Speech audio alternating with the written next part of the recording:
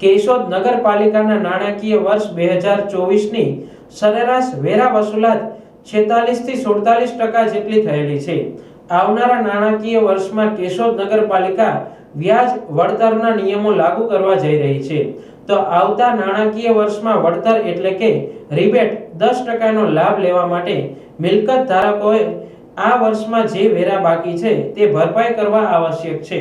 આ નાણાકીય વર્ષ 2023-24-25 જે મિલકત ધારકોના નાણાં બાકી છે તેઓ સત્વરે બાકી લેણા ભરે અને કેશોદ નગરપાલિકા વિસ્તારના જે મિલકત ધારકો છે તે સમયસર અને નિયમિત પોતાના વેરા ભરી અને કેશોદ નગરપાલિકાની પ્રાથમિક સુવિધાઓ છે તે પૂરી પાડવા માટે સહયોગ કરે।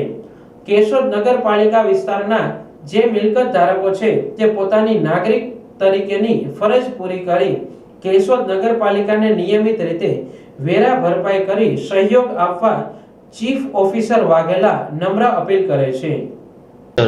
વેરા વસૂલાતની કામગીરી કેશોદ નગરપાલિકાની નાણાકીય વર્ષ 2024ની સરેરાશ વસૂલાત જોવા જઈએ તો 46 થી 47% જેટલી થયેલી છે। આવનારા નાણાકીય વર્ષમાં કેશોદ નગરપાલિકા વ્યાજ વળતરના નિયમો લાગુ કરવા જઈ રહી છે। તો આવતા નાણાકીય વર્ષમાં વેરામાં વળતર એટલે કે રિબેટ 10%નો લાભ લેવા માટે મિલકત ધારકોએ આ વર્ષના જે વેરા બાકી છે તે ભરપાઈ કરવા આવશ્યક છે।